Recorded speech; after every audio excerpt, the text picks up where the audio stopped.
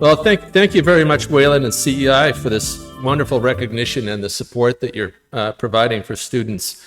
I'd like to give a very short talk today, if we can even call it that.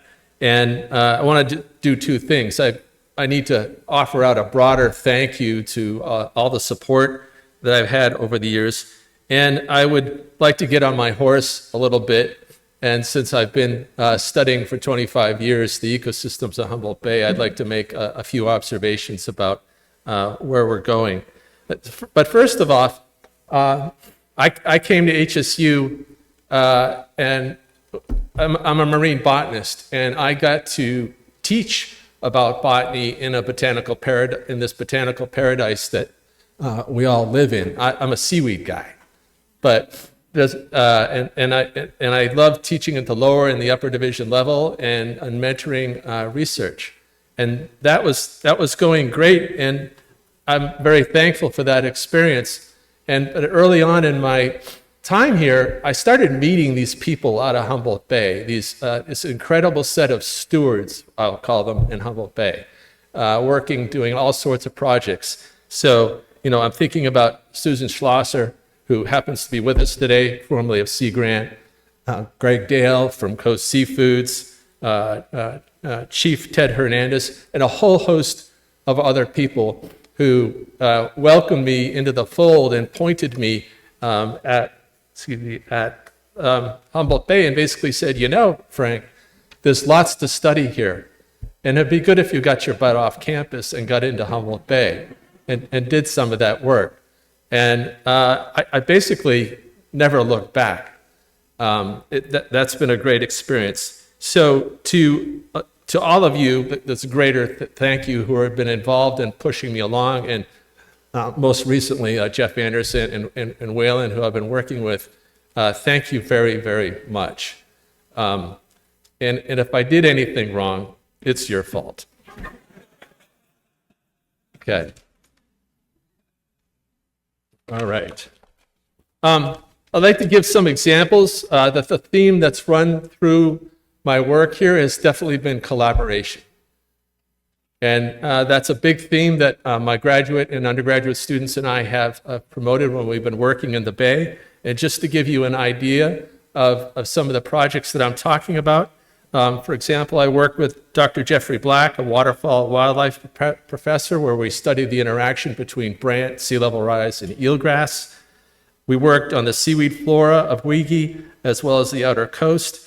And we as professors, and as just as colleagues and professionals, we find ourselves in weird places all the time. And one of the weird places that I ended up in is setting up an instrumentation system in Humboldt Bay to measure water quality. I don't know what a marine botanist was doing, ending up doing that. But for about 10 years, I collaborated with multiple other CSU and UC universities up and down the coast, as well as the Wiyot tribe, and to set up an advanced water quality instrumentation in the Bay and Trinidad, and as a NOAA-funded program, and more locally known as SENCUS.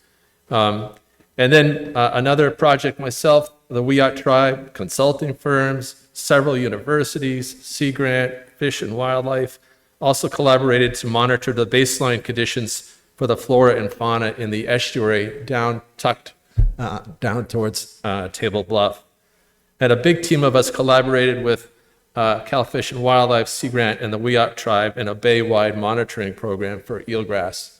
So busy, but always with that theme of working with multiple groups of people, which is something we see all the time, right, in our work around Humboldt Bay. So I recently have had to retire, but and as one does, I have thoughts about, did any of this matter? We can't help but asking that question, and and especially, I ask myself, how do these types of projects, have they helped us to understand the Weegi ecosystem and where that system is going, especially with respect to climate change? And I'll pick just one example from that list to demonstrate that we are going places. as if all you have to do is look at the amazing agenda for this meeting and realize there's just tons of great work going on. But I'll pick my Senku's example. And so there's instrumentation in Humboldt Bay and in Trinidad, and it tells us a whole bunch about, in real time, about temperature, salinity, chlorophyll, a whole bunch of water quality parameters. It's really cool to look at that in real time and see how the outer coast and Humboldt Bay ecosystems are interacting, right? But it's funded by NOAA, and NOAA says, that's really cool, but we want higher level data products. We want to see these things applied and used to help out the community. So I was really thrilled when Jeff, slaving away on his water circulation model in Humboldt Bay, took part of the Senku's data and used it in that circulation model. And in that model, I'll just pick out a couple numbers. He's going to be talking way more about it later. But for example, using 2019 as a reference here, his model by 2050 predicts that sea level rise will have increased by 0.24 meters and that water temperature will have increased by 1.2 degrees Celsius. Well, again, I'll say, so what? Well, the so what is it gives us a direction. It tells us which direction the ecosystem of Humboldt Bay is going. And we need to know that when it comes to planning. How can we do adaptive planning if we don't know which direction we think the ecosystem is going? So it's really gratifying to see these numbers coming out of this fancy instrumentation actually helping a lot of efforts. And he'll be speaking a lot more about that later.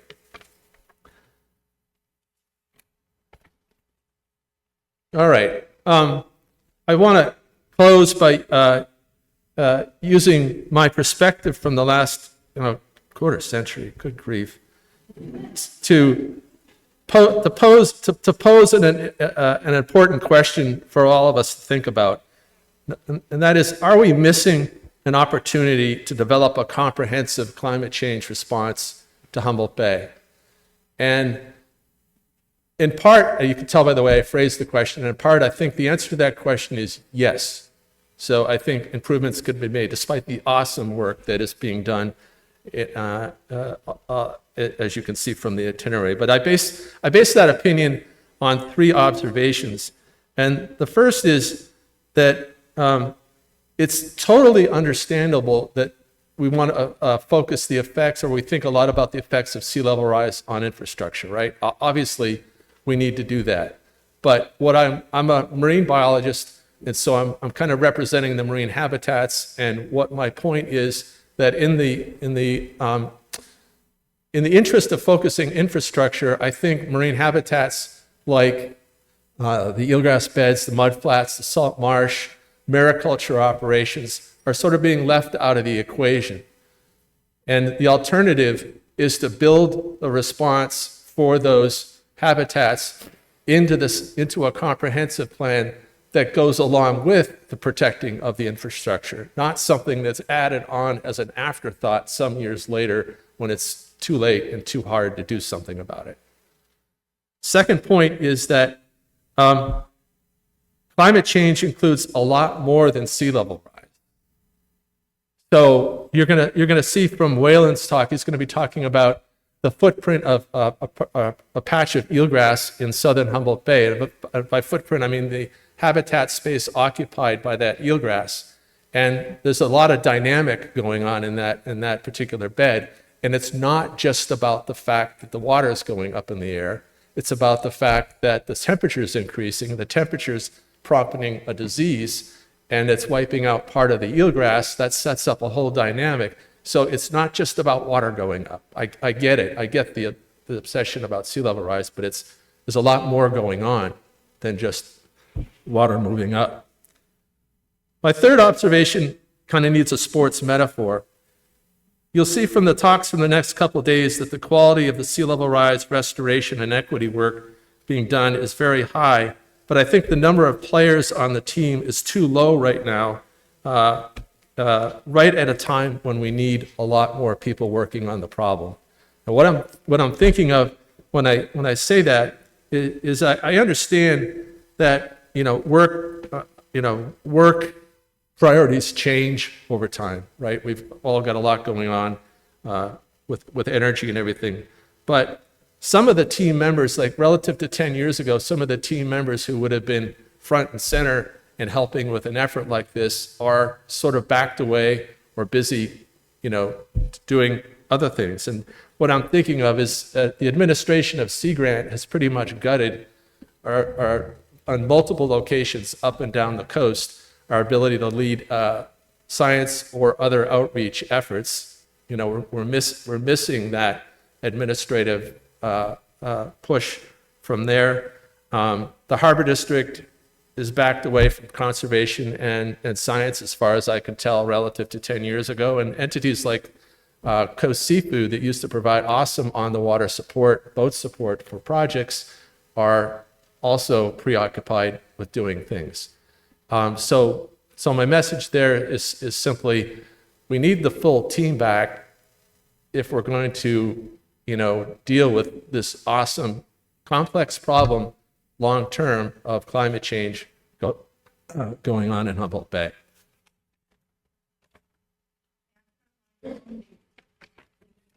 Yes.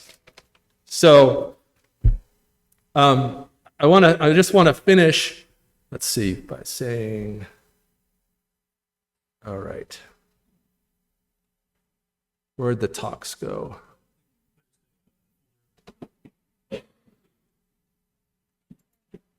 There they go.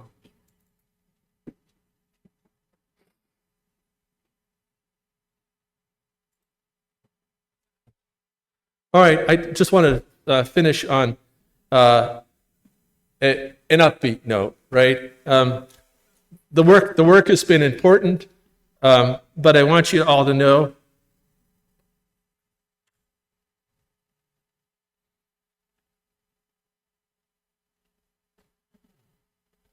I'll get it together.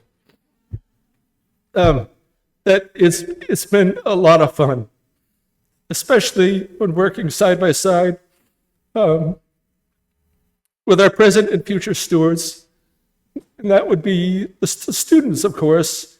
So a few fun pictures, thank God. Okay. All right.